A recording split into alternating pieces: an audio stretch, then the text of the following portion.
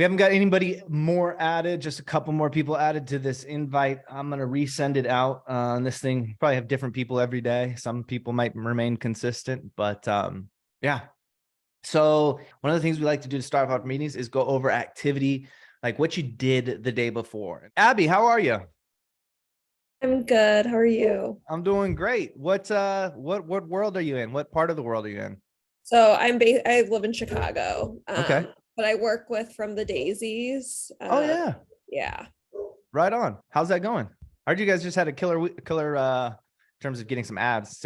Sam called me last night and told me you guys had some good leads come through. Yeah, it's really good. I'm a photographer. I'm based in Chicago, and then I work with Steph with From the Daisies like in the past. So then she hired me on for sales. Very cool. Yeah. Very cool. Steph's awesome. How are you liking it? Oh, I love it. Yeah, everyone's so nice, so great. Yeah, what's the best part so far? I like just like talking to like the other photographers out there and like how they need help and like hearing their pain points. Like I'm learning from them too. So it's great. Yeah, I love that. I love that.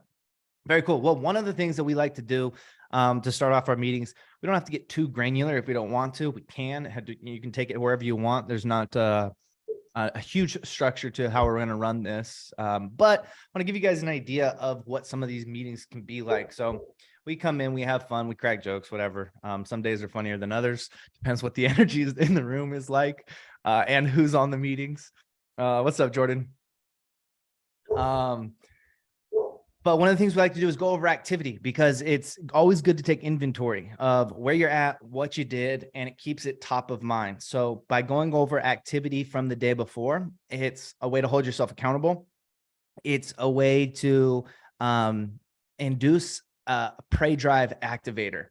And so what that is, if you guys get a chance, go research Coach Burt. He's a women's NCAA. I think he's the most all-time winning NCAA men's basketball or NCAA women's basketball coach. He's a leadership guy. He's super cool. Yeah, Coach Burt, B-U-R-T, I think.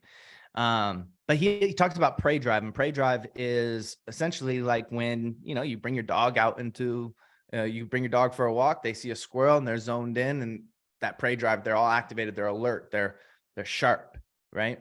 And if we can induce that, it's a great thing. And one of the ways to do that is through, it's not necessarily that you will be embarrassed, but potential embarrassment is a great prey drive activator. This is why we discuss things in front of our peers, and it holds us accountable. So if you guys want, wherever you want to take it, typically how we do activity, Tim can show you real quick.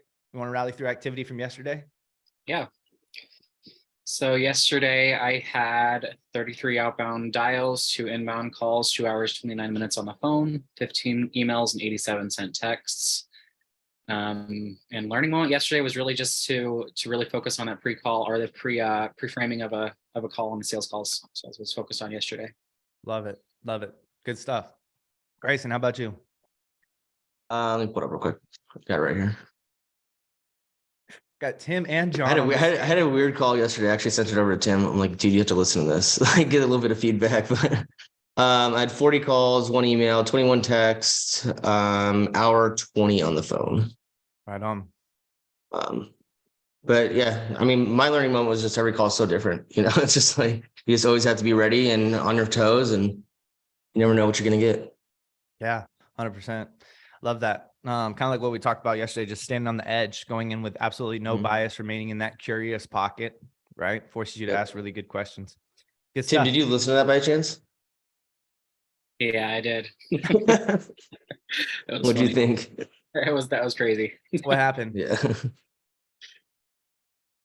It was just an interesting call. I'll send it over to you, but it was like I did pierce the heart for sure. But he opened up and he just gave me his whole life story, divorce and kids and baby mama and this and that. I'm like, holy crap. He's like, I got to do this now. I'm like, okay, let's do it. And I couldn't even get $100 deposit out of him. He didn't have anything. I'm like, wow. So it's tough. It's a tough call, but it went well though. I mean, I felt good about it and I created a good relationship with him, and we'll just go from there, Yep, 100%.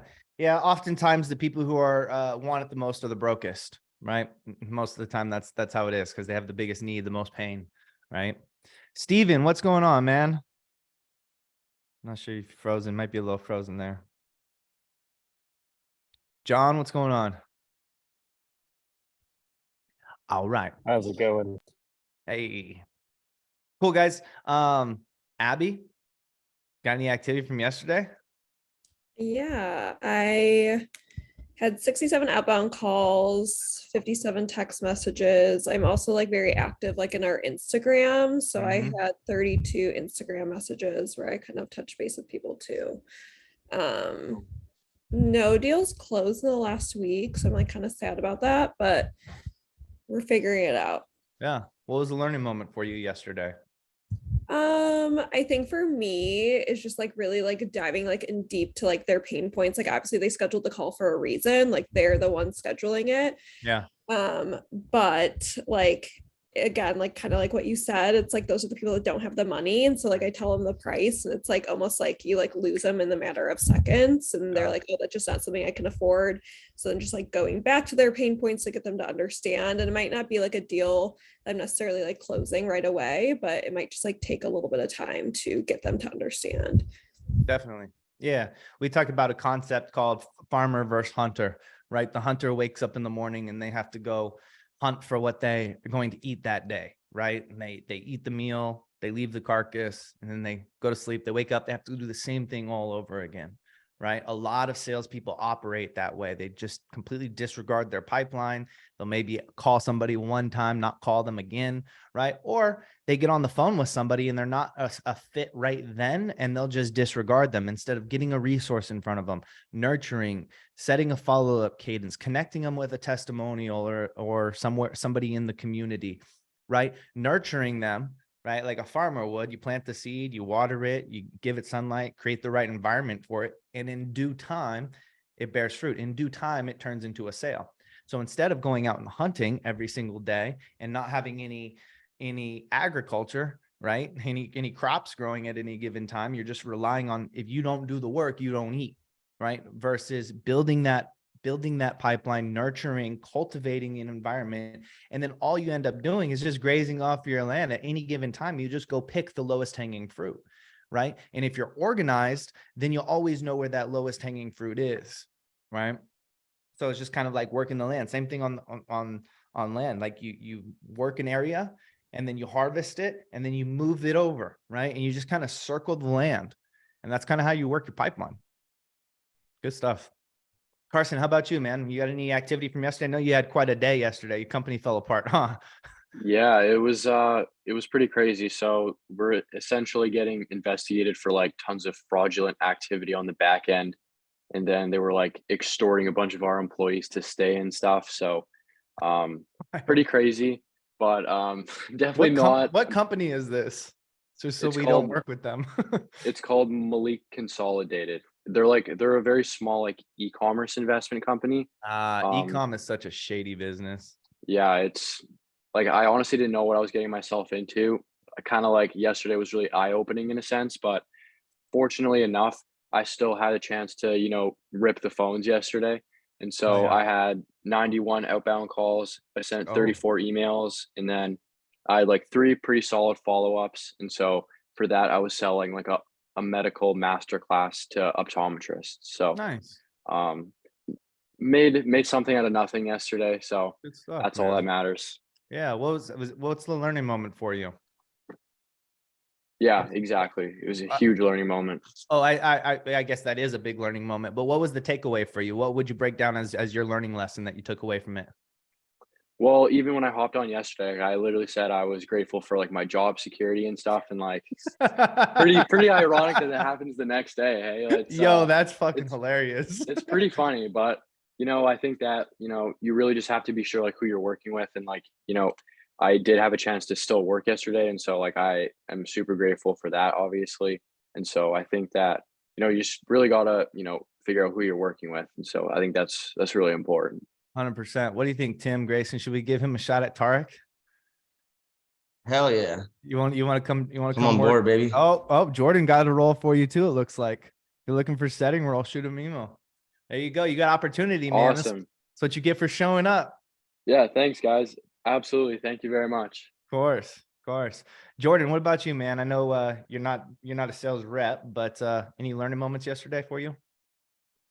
Yeah, I mean, we talk about activity, man. I was on Zoom for like, I have Otter AI. I was on Zoom for like 280 minutes. So that was not preferable. I guess the learning moment there is just like protection of your time, you know, especially in leadership. You got to make sure that the meetings on your calendar are, you know, really there for a purpose, and that, you know, they're, if you're stuck in one that's just running on, you know, you gotta frame that up and get it over with. So that happens a lot, and it's just a huge time suck on my week, which is unfortunate at times, but good learning opportunity there. So Yeah. 100%. Good stuff, guys. Well, as you guys were saying that, one of the things why we do the learning moments is, again, you know, awareness is the root of growth, right? If we're not aware of the actions that we're taking, the effects those actions are having, if we're not aware of the things we're saying, why we're saying what we're saying, then we'll have no basis to build any foundation to grow, right? So by talking about activity and talking about learning moments every day, it gets you in the habit of practicing awareness, right? How much of activity am I doing? What am I doing? Why am I doing it? Right? And you're observing it, right? It forces you also to be in that curious place about your own life, right? Instead of just there being two sides of the coin, and most people attach to that side and completely identify with that side. And then they wonder why they don't feel fulfilled, why they're not whole, right? And I'm not trying to go all spiritual woo on here, but it's everything is a microcosm of itself, right? Sales is a microcosm of life. And so if you can understand that, then the better that you get as an individual, the better your sales are going to naturally be, right? When we set goals on our teams, we don't focus on what we want to have or the outcomes. We focus on who do we want to be, because we know if we focus on that characteristic, that quality, and embodying that, maybe it's more empathetic. Maybe it's a better leader. Maybe it's, more, I don't know, maybe it's something else, right? Empathetic, listener, ambitious, whatever, right? If you focus on being that, you'll naturally take the actions that that person takes. You'll naturally get the results that that person gets, right? So the same thing, if you can remain in the awareness pocket yourself as you're going through things, then you're never judging what you're doing. You're never forcing guilt or shame upon yourself, and you're constantly progressing growth. You're constantly pushing forward towards growth. So for what that's worth, I think it's cool that sales is a microcosm of itself like that. But one of the things that came up in that, or another reason we do that, is because what comes up is always interesting, where the learning moments are, and then we can kind of go deep and unpack some of those things. So I don't know if this is exactly what came up, but to me, it sounded like there was a few different things. Part of it framing, part of it, like maybe we spent some time with some people who didn't have some money, right? And we didn't get that commitment up front, right? So I thought maybe we could have a little discussion around either the framing up front, so you can prevent a lot of that stuff on the back end, or creating so much urgency internally for them that it doesn't matter all the other stuff, right? Because they'll go sell their left kidney if it means getting into the program, right? Because nothing else matters until you get to that commitment, right? So I guess in terms of framing, Tim, you brought that up. Talk to me about that call. What went well or didn't go well in terms of the frame? Yeah, so I've been focused on really building a good frame for the last month or so, and it's really made a difference with the calls that I do it and I don't do it. I was sharing yesterday on one of our other sales meeting that I can really tell when I don't frame it correctly and really set expectations. And sometimes early on in a call, they'll start just going off before I've really framed it. And I can tell it's the further it gets into that call without me really framing it, it's just it's a loose rail car going down. It's I can't grab a hold of that control again. So it's just really a reminder to follow a process and know what works and not pull it back. And this morning I had a call actually, and it started to go that way, and right away I grabbed control again and I just reset it. And How did you do that? So with her, I just because she started trying to get into questions right away, and I said, hey, just so you know how these calls typically go, and I pulled right back into my frame that way. Yeah. and I grabbed control and I didn't lose control, and it was good. So Love that. Love that. Right. Just pulling out of the talk track that you're in, right? You're going back and forth. You're like, hey, 1 second, just before we get too far, right? I just want to make sure we get the most out of this. You can say whatever you want at that point. Hey, I'm going to ask the questions now. You shut up.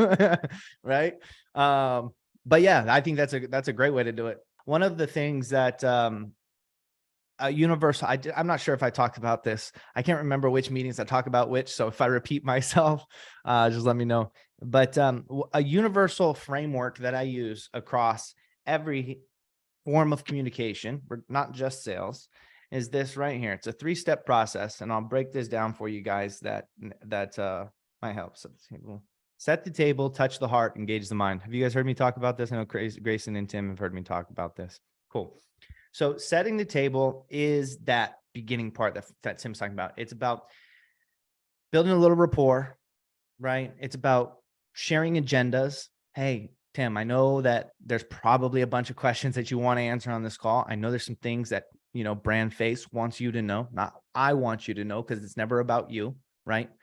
If you can eliminate the words I want in your sales conversations, you're going to be much better. A lot of people start emails with that. Hey, I just wanted to, whatever. I just wanted to follow up and see. I just wanted to check in on, nobody cares about you, right? Sales is never, ever, ever, ever, ever, never, ever, ever. Sales is never, ever, ever, ever about you, ever. Right. And so setting the table, that's about sharing agendas, right? Getting a warm rapport, getting permission. Hey, I'm going to ask you some questions. We're talking about real estate investing. I'm going to ask you some financial questions. Is that all right? Right. Hey, we're going to have a 30-minute conversation. Do you have the time to, over the next 30 minutes, to be fully present here? Getting a permission, getting a buy-in, getting a micro commitment right there up front, right? So setting the table, setting the table, getting rapport, establishing trust, getting them to like you a little bit, sharing agendas, getting permission. Okay. Then you go into the heart. And this is really where majority of the time is spent. Setting the table can potentially be done in like a minute, maybe 2 minutes, maybe 3 minutes if they're a talker, 4 minutes, absolutely max. Right. And touching the heart, that's when you're going down into what's really important. Like what you said, Abby, they're pain points, right? I call it NWGDP, needs, wants, goals, desires, and pain points, right? Because not everybody is driven the same way. And so you have to figure out what's really important to them. I often say, you could want you could cook your girl or your man a 5-course meal, right? And they come home and all they want is Chick-fil-A that night. Right. And so it's not about the gesture's great and all, but you didn't get them what they wanted. Right. So it's not about you once again, but in the heart, uncovering needs, wants, goals, desires, and pain points. Okay. That's what that's about. But here's the thing. The heart is a very delicate place. It's where everybody's emotion is. That's where everybody's truth is. That's where everybody's vulnerability is. That's where their pain is. That's where their pleasure is. Right. And so you can't just go straight into the heart without setting the table first, because I don't know you. Why would I let somebody I don't know, who doesn't understand me, who doesn't know me, who hasn't asked any permission from me, hasn't shared why they're asking me these questions? Why would I let that person into my heart? Right. Why would I tell them the truth? Why would I give them any leverage over me? Right. I don't trust them. And so a lot of salespeople try to go straight into the heart without ever setting that table. Right. Or worse, they try to go straight into engaging the mind without ever going into the heart, right? The heart places the order. The brain goes to work on ordering what the heart ordered, or figuring out how to get what the heart ordered, right? Hey, I want that. That feels good. And the brain goes, okay, how do we make that happen? Right? And so this is what you have to go into first. You got to go into the heart first. That's where majority of the art of sales is. It's the art of asking questions to get into that person's heart, right? And so I'll come back to a question framework here, but just to finish on this, touching the heart is where you're going to spend most of your time. Then you go into engaging the mind, right? And if you do this process thoroughly and with really good questions, when it comes time to the end of the call, there's no objections. You don't have to close. You don't have to ask for the sale. They are asking what the next step is. right? So a lot of people say always be closing. I always say always be connecting, right? You're connecting the heart to the mind. You're connecting the features to the benefits once you get into engaging the mind, right? You're connecting them from where they're at to where they want to be, right? And you're helping them make those connections in their head for themselves. It's not about you understanding it. It's not about you explaining it well. It's about how they feel about what you're saying, right? And that all takes place in the heart. So that's where you got to be really skillful and practice those art of asking questions. And then engaging the mind, of course, that is just having them take ownership, presenting almost a little bit more of the features and benefits type thing. But make sure that every time you say a feature, you're saying a benefit. You know, the so that statement. Hey, we've got a great community of investors. That's a feature. The benefit would be so that regardless of whatever market you want to invest in, you're going to have resources in that market, whether that be teams, contractors, whatever it is you need, right? So set the table, touch the heart, engage the mind. Now, anywhere in that process is fractal. So it builds like a Paisley pattern. It kind of unfolds on itself, if you know what I mean, right? So at any given point, you could be just cycling through that. And so you always have to know where you're at inside of it, right? Because sometimes you might be going into the heart and they might be like, start pulling back. And you're like, oh, shoot, maybe I didn't set the table enough here. Maybe I didn't get enough rapport. Maybe I didn't frame this well enough, right? And you're going to be spinning your wheels and you're going to be like, have one of those calls where you're like, well, fuck, man, why did you even call me? Like, how can I help you? You know, right? And so you got to get into that heart. How you do this, there's a framework for asking these questions, okay? You start broad, right? Sure, a lot of your guys' sales calls start off like this. Hey, you know, catch me up to speed. What's some other things, Grayson, Tim, some other opening line, broad questions you guys ask? Tell me a little bit more about yourself, why we're here, how we can help you. I mean, whatever it is. Yeah. You can ask multiple questions at once. Hey, catch me up to speed. Tell me the Abby story. Tell me the Carson story. Tell me the John story, right? How did we end up here today on the call? You know, you'll notice, and a great thing to do is go through other people's funnels every now and then. See what other sales reps are saying, because these people aren't just going through one funnel, right? They're not just hopping on one call. They're hopping on multiple calls. Does when you go through these other funnels, do they hop on? Hi, Abby, this is Sean with Gray Area Sales. Is now still a good time to talk? Like sales resistance immediately, right? Everybody starts off that way versus, yo, Tim, what's going on, man? Happy to connect. So, dude, so I know we got short time. Let's dive right in. Like way different feel than, hi, Carson, this is Sean from Gray Area Sales. Is now still a good time to talk? Right? And so start broad, and it's really not about the words you say as much it is about how you're saying it, right? Hey, catch me up to speed. What's going on? Where are you at in life? How's the business? How are you hoping we can help? That's like 5 questions, and they can take that wherever they want.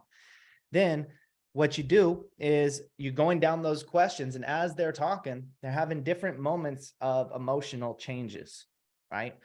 Oh man, this would be really exciting. That would be so amazing if I could just get X, Y, and Z to happen. The business would do A, B, and C, and that would just be incredible, right? Or maybe they say like, you know, dude, it's been tough, right? Both of those are 2 different points. One's pains, one's excitement. Those are the times when you want to pierce, when you feel that emotional change in it. And it can be, and I don't want to get too far into piercing. That could be a whole other time. And then you get into hypotheticals, and hypotheticals are just creating any situation that you want. Hey, you know, you said if we could do A, B, and C, that would be amazing. Is there any reason why you wouldn't want to do that now? Right? Or, hey, if we can do A, B, and C, right? Or aside from, if they have an objection, right? Aside from the money, is there any other reason why you're not wanting to do this right now, or why you don't want to get started right now? Oh no, it's just coming down to the money. Okay, so just so I'm 100% clear, if we get the money, we're getting started. Yes, right. So I double isolate that objection through using hypotheticals, and then you can move into control questions. So broad, clarify, hypothetical control within set the table, touch the heart, engage the mind. Very simple framework to follow, so that if you feel like you're getting lost in scripts or don't know how to react, just think through this little framework. Where am I at? Am I in their heart right now? Did I not do a good job of setting the table? Did I jump to engaging the mind? Am I too deep in the question asking? Do I need to bring it back up to here so we can get back on that baseline so I can bring them down the path? Right? Picking up what I'm throwing down. Any questions and making sense? You guys like that stuff? What do you think, Carson? I think that's really good in a sense that, I really liked how you, said, especially with that hypothetical questioning, how you really double isolate those objections. I feel like that's like something that I really think that I should implement in, how I handle my conversation. So that was huge for me specifically. Love it. Love it. Abby, any takeaways? No, I think like, especially for like the calls I have today, like I appreciate you sharing because like that's stuff I can utilize today. Awesome. Awesome. Well, good stuff, guys. I know I did a lot of talking this time. I'm trying to get just like a baseline stuff. So when I reference stuff, you guys can understand what I mean. Also, everybody's on different offers, so it's not like we can attack individual situations. But anytime that you guys come to these calls and you got an objection that you're struggling with, or there's a piece of your process, like, hey, how do I increase my show up rate? Or, hey, my follow-up game is kind of lacking. Majority of my sales are coming just from one call closes, but I know I'm leaving money on the table. How do I attack those things? Bring any and all your questions and we can attack those, because that's what that's typically how we go, right? We go through activity, we go through learning moments, stuff comes up, we dive deep into whatever came up. Dive deep into whatever came up, and generally there's a little bit more discussion, but I know we're all, one, getting to know each other here a little bit, and two, it is only the second one and we're all on different offers. So hopefully you guys got some value from that. That was fun for me. Bring any questions you got, tell your friends. And I'm curious though, Abby, what are you most grateful for today? There's so many things. I actually like do this like as soon as I wake up. I love that. I think like mainly just like health, like in my family, because that's been something my family struggled with lately. That's awesome. Good for you. Carson, what are you grateful for today? I'm grateful for another day where I can just work, honestly. So Hell I yeah. just very grateful for like the bare minimum today. So Carson's trying to sell himself. I just want to work, man. Good stuff. Tim, how about you, dude? Be grateful Yeah, for. I'm grateful for these meetings. I mean, it's cool. I'm glad that you're doing this, and it's good to get around other people in other industries too, just to kind of hear what everyone's going through. So Totally. Good stuff. Grayson, how about you, man? I'm grateful for people like Tim. I mean, I can send some over to him regardless, even though it's probably a shit call, but I have somebody listen to it for me. He's not going to judge me. But I'm also, we're going to celebrate my mom's birthday today. So I'm going to be around my family, my nephew and everything. So it'll be fun. I'm excited for it. Good stuff. Yep. Good stuff. Jordan, what are you grateful for, man? I'm grateful for like creative flow, man. Sometimes sometimes it's frustrating as hell when you're like trying to figure out, solve a problem, and it's like the creativity's not there, and all of a sudden it's when you got like 5 hours of just like magic, So I'm grateful for those moments. 100%. Jerry Seinfeld said, creativity is like a mouse in the hole. You know it's in there. You know it's going to come out. You don't know when, but when it does, you got to pounce on it. Oh, that's good stuff. John, Steven, either one of you guys with us? If so, what are you grateful for? I'm grateful for my family and sunshine right now. Love it, man.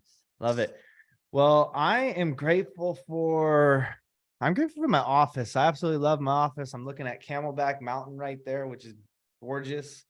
And it's a fun place to work in. So pro tip, make your office a fun place to be. You'll get a lot more done. You'll spend a lot more time in there. Sometimes discipline is just putting your butt in the chair, right? All right, y'all. That was fun. Go crush it. Can't wait to hear about your wins tomorrow. Steven is grateful for being alive in this meeting. Grateful to have you here, man. See you guys on the board. Peace.